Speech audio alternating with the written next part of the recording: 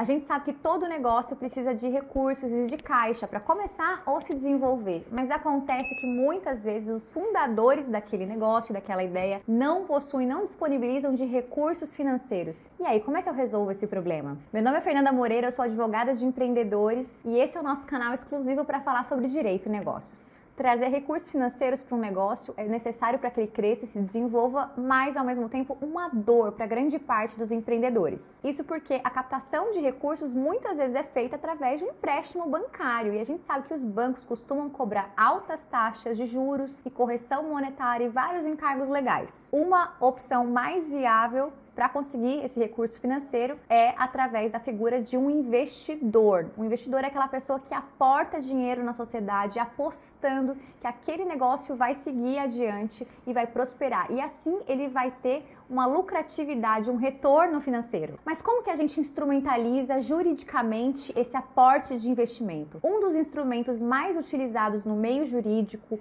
especialmente entre as startups, é o contrato de mútuo conversível em participação societária. O nome é longo e eu vou explicar o porquê. Esse contrato de mútuo conversível em participação societária é como se fossem dois contratos em um só. O mútuo conversível, o mútuo, na verdade, é um contrato de empréstimo. Então, o investidor pega o dinheiro dele, coloca na empresa e aí ele fala, olha, eu vou te cobrar aqui um encargo legal, mas esse encargo costuma ser muito menor do que um banco cobraria, por exemplo. Só que, eventualmente, eu posso, no meio do caminho, receber, ao invés dessa quantia atualizada com a correção monetária e tudo mais, uma participação societária nessa empresa, nesse negócio. Então, o contrato de mútuo conversível em participação societária é um contrato de natureza híbrida. No começo do contrato, ele trata basicamente do empréstimo, como se fosse um empréstimo de banco mesmo, prevendo ali quando vence aquele empréstimo, qual é o valor que vai ser pago ao final, em quantas parcelas vai ser pago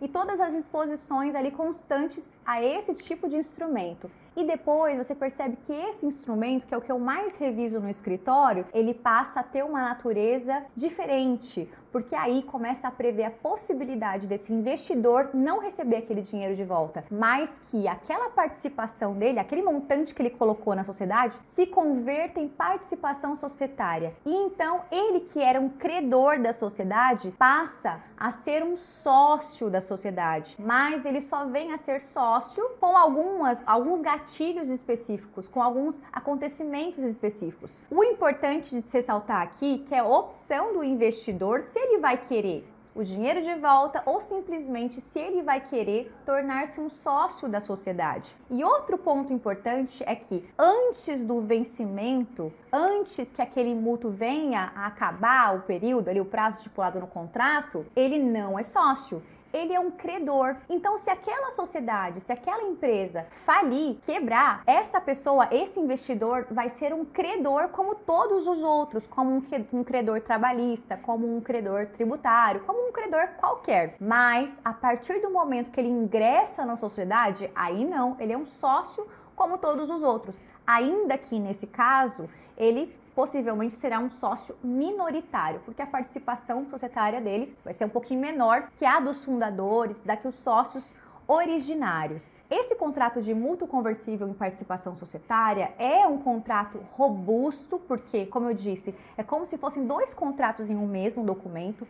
Porém, é um contrato simples de você realizar. Então, você faz o documento, é um instrumento particular, as partes revisam ali os pontos importantes para cada uma delas e pronto, está finalizado. E a startup ou a empresa recebe esse dinheiro e aí com esse dinheiro, com esse capital, ela consegue fazer com que o negócio gire. Inclusive, em alguma das cláusulas ali nesse contrato, o investidor pode exigir que a startup use aquele investimento para determinadas ações, para determinadas estratégias específicas que façam com que o negócio cresça. E os fundadores, nesse caso, serão os anuentes desse negócio que vai se realizar. Apesar da possibilidade dele dispor ali nas cláusulas como o dinheiro vai ser utilizado, para quais estratégias ele vai ser utilizado, o investidor, até se tornar sócio, não tem ingerência nenhuma na sociedade, sob pena de esse mútuo ser descaracterizado e essa sociedade ser vista como uma sociedade incomum,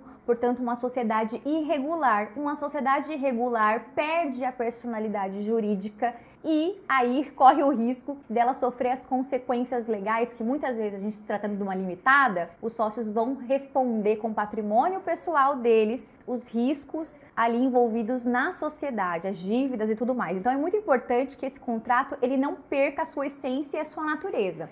Até a data do mútuo, então aquele investidor é apenas um credor. E depois, sim, se ele converter, aí ele entra no quadro societário da empresa e passa a ser um sócio também. É por isso que nesse contrato de mútuo conversível, muitas vezes, o próprio contrato já prevê algumas regras que estarão contidas no acordo de acionistas, porque veja, em algum momento, ou de cotistas, depende do tipo societário, em algum momento essa pessoa vai passar a ser sócia, se realmente for a opção. E normalmente o investidor quer ser sócio, porque pensa comigo, não faz sentido que o investidor coloque um dinheiro e ele queira receber ali só encargos e juros legais, até mesmo porque é muito menor do que um banco cobraria. A intenção do investidor nesse caso é realmente se tornar sócio em algum momento, mas também ter a segurança de eventualmente receber esse dinheiro de volta. Portanto, é um contrato que visa muito a segurança do próprio investidor, que se não receber o dinheiro, vai poder se tornar sócio daquele negócio. Apesar do investidor, que é o credor, né, a essa altura, não ter ingerência alguma sobre a sociedade, conforme eu disse, ele pode ser escolhido para ser membro de algum conselho e, portanto, prestar um pouco de know-how para aquela sociedade. E esse é um aspecto interessante, porque muitas vezes os fundadores querem mesmo que esse investidor esteja um pouco mais ativo na sociedade. Por quê? Porque esse investidor ele tem know-how de muitas estratégias negociais, ou mesmo de networking, ou mesmo uma pessoa que sabe, que entende muito desse mundo corporativo. Portanto, é interesse dos fundadores também que essa pessoa venha com informações valiosas que ajude esse negócio a prosperar. Mas, como eu disse, o investidor, ele é investidor, ele não quer estar à frente do negócio ali como sócio, ao menos não naquele momento. Porque se ele quisesse ser sócio naquele momento, ele já colocaria o dinheiro de uma vez e já se tornaria sócio imediatamente. Ficou claro? Agora você entendeu que o nome pode ser cumprido, parecer bastante complicado, mas é mais simples do que você imagina,